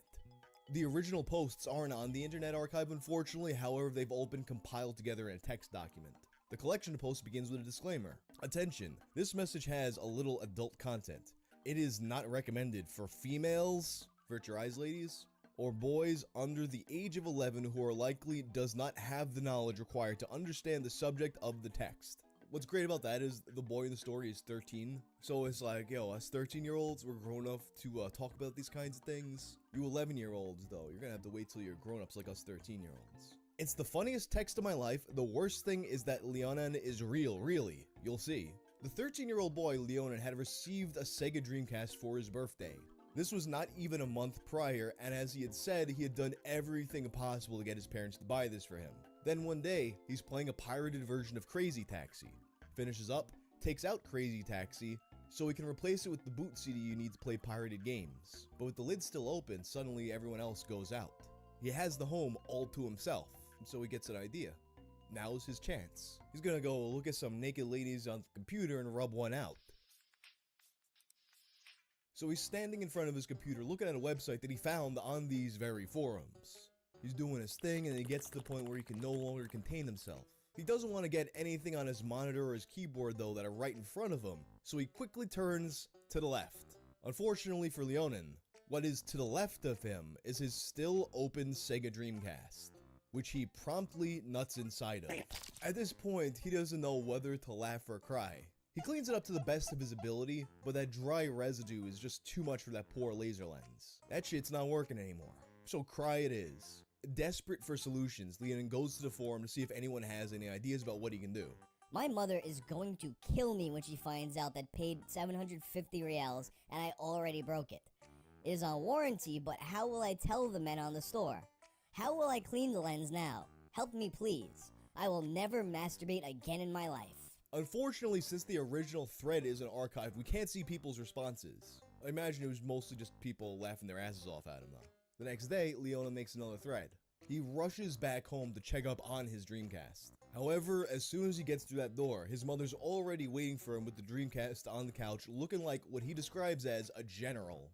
She looks like she wants to kill him. He's sweating bullets at this point, and the first thing she says, "Leonam, what did you drop in this video game?" He asks her why, and she mentions that she brought it to the store, and when the guy opened it up, there was a white area of something. Something was spilled in there, which is not covered by the warranty, so he was shit out of luck. And the mother wanted explanations for why the expensive system they had just gotten him for his birthday is already broken. And she also wanted explanations for why it smells like cheese. Actually, knowing what the mother didn't know, I also want explanations for why it smells like cheese. Like, what the fuck are they feeding this kid? His legs are shaking and he doesn't have any answers for her, so he runs back to his room and locks himself in. And from his room, he calls up Tech Toy. Tectoy being the company that distributes Sega consoles in Brazil, even having some Brazil exclusive releases like a wide variety of special master systems. Leonin begins by assuring the Tectoy representative that this is not a prank call, and he proceeds to tell him about how he nutted it inside of his Dreamcast. Of course, the Tectoy representative dies laughing, and when he finally catches his breath, he tells him to not try to clean the lens himself, but to just take it back to the store. Which, of course, as we've learned, is not really an option, so Leonin is fucked. Also, he thinks at this point his parents figured out what really happened. His reason for this being that he's sure his mother knows what cum smells like, because on Tuesdays and Thursdays every week, his parents bone all night. At this point, he's also considering just admitting the truth to his father, and he also laments that he didn't have a younger brother to blame this on. He finishes by asking if maybe he should try to clean the lens with alcohol or water or anything else they suggest. There are a few suggestions and a little bit of ribbing, which takes us to the third post. He begins by thanking two forum users, Eric and Francisco, for helping him, then goes on to make a confession. Okay, as you are being nice with me, I got to confess something. I broke my promise. It is stronger than me. I did one when I was locked in my room. Sorry. This time I aimed right and I didn't hit anything. He also mentions that the Tectoy guy suggested trying to use one of those disc cleaner things. If you're unfamiliar, they're those discs that have those little brushes on them. When you run the console, it brushes away the dust and whatever particles. I've never found them to be particularly useful, and you're probably not surprised to hear that this did not clean up the dried cum. He also addresses a forum user named Lestat. Lestat mocked his poor jizz control and acted this was his first time. Leonin responded that this was not his first time, in fact it was his 5th time. He also addresses people who are asking if they can come to his neighborhood and see if they can take a look at it. Which, thankfully, he realized that this was a really bad idea, so he's not doing that. He was also worried about some guy who is making a website documenting the whole thing. He also makes a reference that I'm not quite sure about. I told my colleagues what is happening to me, and my class has even given me the nickname Gonzaguinha. You know why? That accordionist. So I'm not familiar with Gonzaguinha, so I looked him up. And it turns out he died suddenly and tragically after being hit by a truck. Which, you know, might be applicable to the impending dread of this situation. But Gonzaguinha wasn't known for playing accordion, his father Luis Gonzaga was. I'm not sure if he got the guys mixed up or what. Because maybe the joke wasn't about the sudden death, but rather how it looks to play the accordion, although I don't know who, like, jerks off like they're playing an accordion. Ultimately, now he's looking for help not just with the Dreamcast, but how to deal with his parents. I have to delete my computer's history because she checks everything. So it's thought if she enters this site and discovers everything. What a shame, and what a shit that I'm going to take. You may even think I'm childish, but I'm only 13 years old. I'm figuring things out now. It is by making mistakes that you learn. Do you think I was going to do this soon on my Dreamcast? Help is just what I need. Then we get to the 4th and final post. Guys, finally my terror came to an end. Thank God. I didn't get caught, but it was much worse, I swear. Believing that his parents would eventually figure out what really happened, he takes his father aside. I said, Dad, for the love of God, you swear if I tell you something you won't say to anybody. He said okay. I believed. So I closed my eyes and told him it was me who broke the video game. But it wasn't on purpose, I cummed on it. He laughed. Laughed till he cried. Then I said, I didn't mean it to happen. I'm really embarrassed right now, but that's how it happened. His father scolded him a bit for visiting porn sites, but then he told him he had a way to fix everything. And then finally, after this going on for days, Leon could finally breathe a sigh of relief. He's sitting on bed, playing his Game Boy, then his mother walks in. Big smile on her face with his father in hand. And she says, Leo, me and your father have something we have to talk to you about. You are turning into a grown boy. My ears started to get red. You are not a little kid anymore. Your body will have changes. Your voice will change. You are turning into a little teen. They didn't already told me the same thing on school. My mother said, when you want to do that, go to the bath so you won't get things dirty, and after you've done it, wash your hands so you won't get things dirty with it. Can imagine how I am right now. But it doesn't end there. She calls all 6 of his aunts to let them know that their little boy is all grown up and jerking it.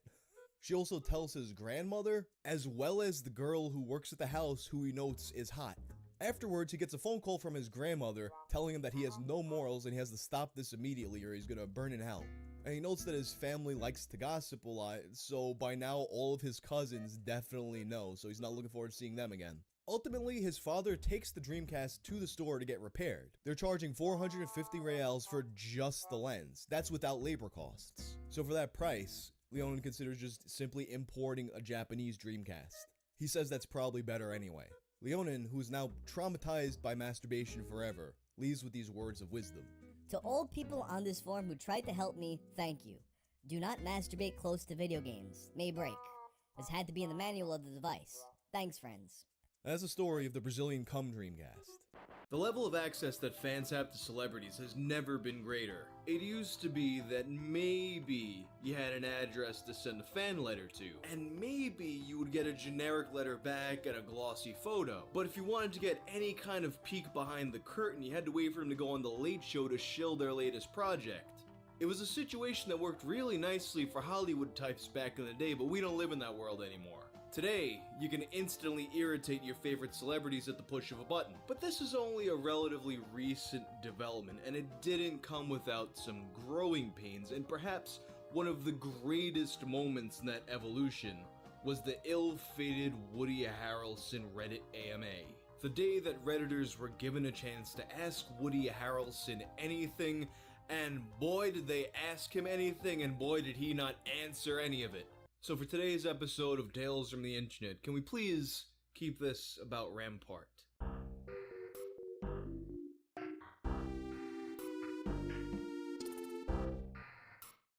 These days, the Reddit AMA is a standard stop on any celebrity's promotional tour.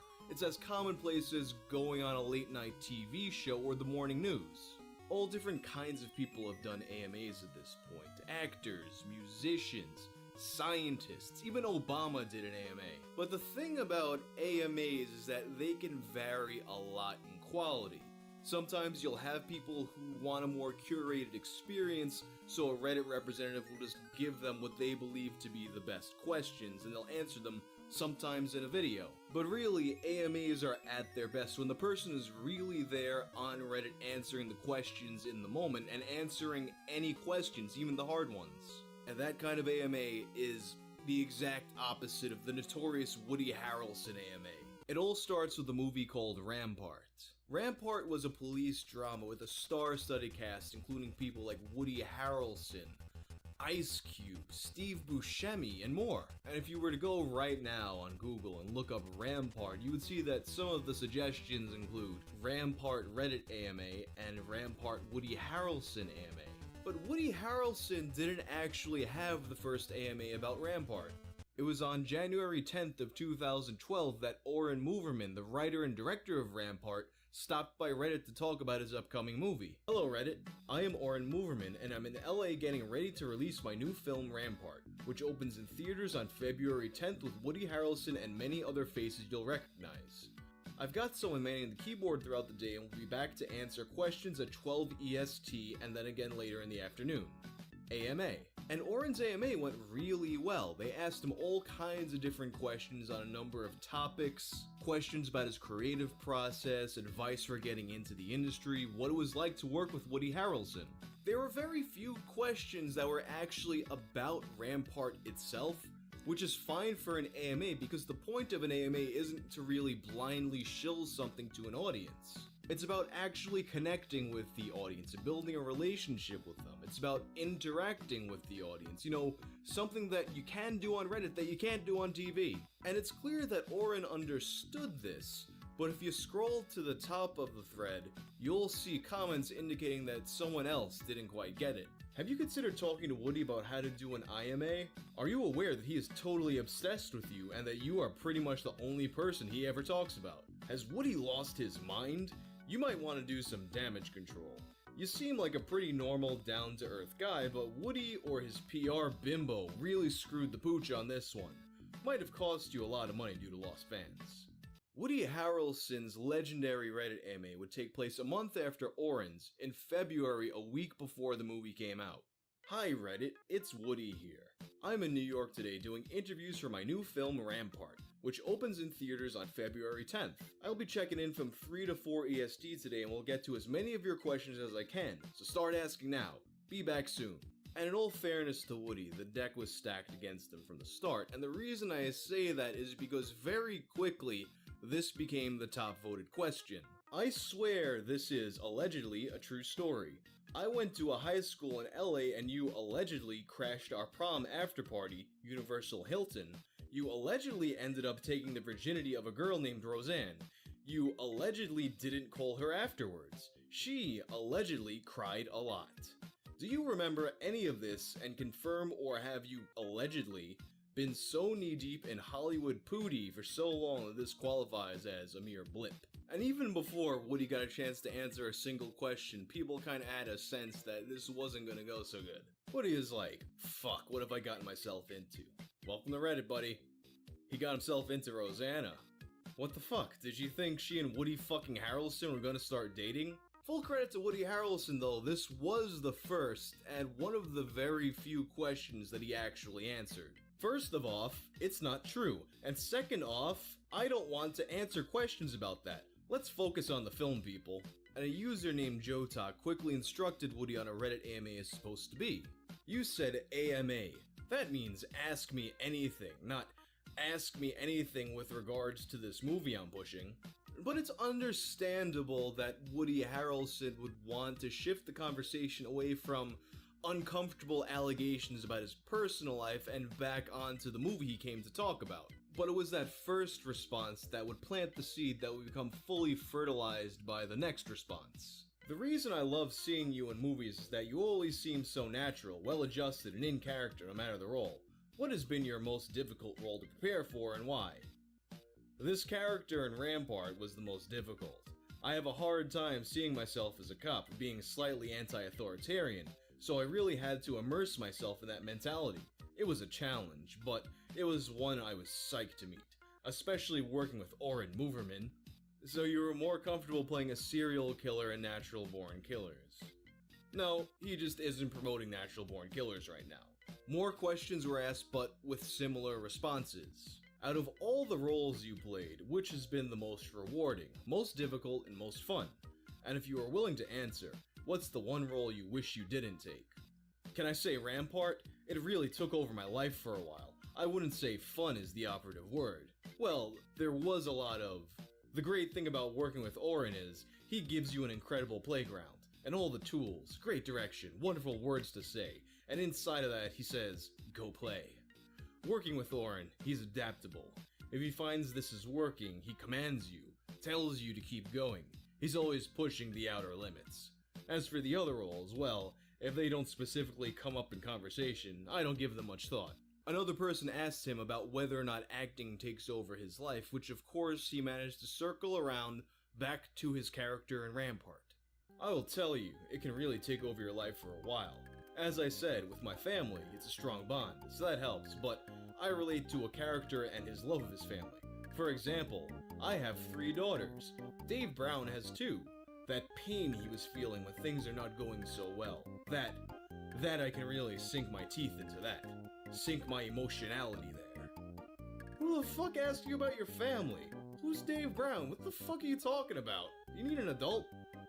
And in a question about improvisation, Rampart, what was your most memorable or favorite line that you improvised during a film shoot that the director kept in the movie? Yeah, all of them? With films with Oren specifically, you don't do any rehearsal ahead of time. You aren't blocked out. You don't do blocking. You know, we try to come into the scene prepared and hope the other actors are prepared, and in this case they always were. Especially Bree, who initially that part was much smaller, just by virtue of her. The power of her personality, and her abilities, she made that part a lot richer. At this point, it became crystal clear that Woody Harrelson had absolutely no intention of engaging the Reddit audience in an authentic conversation, but instead circling every single answer back to the movie he was promoting. And Reddit wasn't fucking having it. This isn't The Tonight Show and I'm not buying your bullshit. It was too bad you couldn't just open up to your fans with honest answers instead of peddling your latest movie. Oh well, I'll just assume some clueless PR person convinced you to do this, assuming this is even you. Moving on. Next time, don't have your publicist sit beside you feeding you crap. Your fans would have thoroughly enjoyed an hour or 2 out of your day to honestly answer questions. You do realize a missed opportunity here, where the buzz you generated would have caused people to go see Rampart even if you didn't say a word about Rampart, right? By the way, I've watched White Men Can't Jump about 100 times, and I'm jealous that you've probably seen Rosie Perez's boobies. Perhaps realizing what he's gotten himself into, Woody Harrelson finally started to answer questions about things besides the movie. But he was only giving very brief, uncaring, flippant answers, and this only further angered the mob. What do you do in your free time? Hobbies, etc.? Favorite places to travel and explore? In my free time, I'm mainly with my family. That's a pretty strong bond. You are an absolute badass, but more importantly, what movie was the most fun for you to work on? Are you happy with the reception Zombieland received? Yeah, I wouldn't say fun. Intense, challenging, engaging, yeah. So you don't actually enjoy acting? It kept on getting worse, but eventually there was a small glimmer of hope. He did manage to give one genuine, thought-out answer that had nothing to do with Rampart. It was a question about Woody Harrelson's veganism because, of course, no matter how much they don't want to be there, no matter how much they don't care, no matter how much they want to promote Rampart, if you ask a vegan about vegan shit, they're gonna tell you about vegan shit. How long have you been a vegan? What got you into it? Principles or health reasons? I read that in Kingpin they made you special veggie burgers to eat during the diner scene. Huge fan. Initially, it was an energetic pursuit, but eventually I did develop a deep compassion for animals. I'd eat a burger and want to go to sleep. I started for energy and it has served me well. Upvote for answering a question not about Rampart. And that answer got more than 1,000 upvotes. Maybe Woody could salvage this thing after all. Or maybe not. Any glimmer of hope was completely demolished by this next response. Should change this AMA to AMAAR. Ask me anything about Ramparts. We gotta be. I consider my time valuable. And it may have very well been that line that solidified this as the crappiest AMA in the history of the internet. Woody Harrelson's time is valuable. It's with that line that he shat on his colleagues, other actors, musicians, Nobel Prize winners, a sitting president of the United States. And finally, Jedberg, a Reddit administrator, asked the question that was probably on everybody else's mind. Did you know about Reddit before today? I know Oren Moverman did an interview here, I did just learn about it, so I'm trying. And that response almost kinda makes you feel bad for Woody Harrelson, like, he didn't set out to be a dickhead or anything, he's just being a boomer who doesn't understand the internet. He was trying to apply a 90s mentality to a 2012 world where even then, Reddit AMAs weren't as polished as they would eventually become. But regardless of Woody Harrelson's innocent boomerness, the legend of this thread would live forever. His AMA was such an abject failure that it would go on to increase the status of Reddit AMAs as a whole, being covered in several mainstream publications, and probably serving as a cautionary tale where publicists would tell their clients, don't do what Woody Harrelson did. Can we stick to talking about Rampart was a line that was repeated in basically every AMA for several months. And the beautifully 2012 unironic top text, bottom text, scumbag Woody Harrelson meme format made the rounds. And if you go on Urban Dictionary, you'll see Rampart defined as to have sex and never call that person again, especially if she's a high school girl. Woody Ramparted Roseanne after our prom party. But how did the movie actually do? I mean, the trailer was bombarded with dislikes after it was released, and people on Reddit were calling for a boycott, which honestly is a bit much just for an interview gone bad, but did it have an impact? In terms of the critical reception, we can see that on Rotten Tomatoes, there's a 74% critic score versus a 35% audience score. If I had to guess, I would assume that the very low audience score had at least a little bit to do with backlash from the AMA, so we can probably assume that it was a decent enough movie. Commercially though, the movie was an absolute flop. It grossed about $1.5 million with a budget of about $12 million. And while some might say that maybe the Reddit AMA had to do with the poor performance, I think it's actually the opposite. If anything, I'm sure there's some people who checked that movie out just out of morbid curiosity. They went to the theater for the meme of it. Regardless of whether or not Rampart was a good movie though, I think it's safe to say that the Reddit AMA had a much bigger, longer lasting cultural footprint, serving as a lesson taught to the dinosaurs of the old media. But anyway, that's the end of Woody Harrelson's disastrous Reddit story.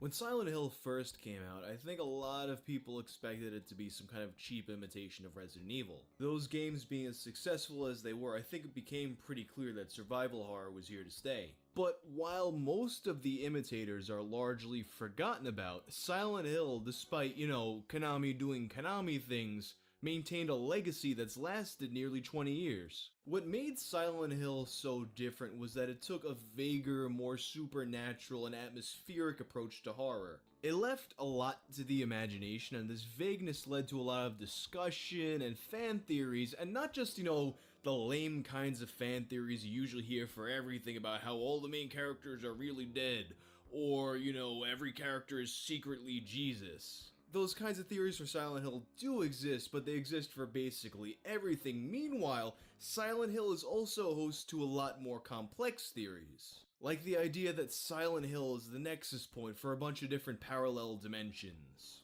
Or that Pyramid Head is actually the good guy. Or how about the theory that Walter Sullivan, the main antagonist from Silent Hill 4, who first was mentioned in Silent Hill 2 as a serial killer, fell into his villainous ways because, as a child, he was circumcised. Now, the circumcision theory, first posited by the Silent Hill wiki, is not one of the more widely accepted theories about the game, but it is certainly the most infamous. Find out why on this episode of Tales from the Internet.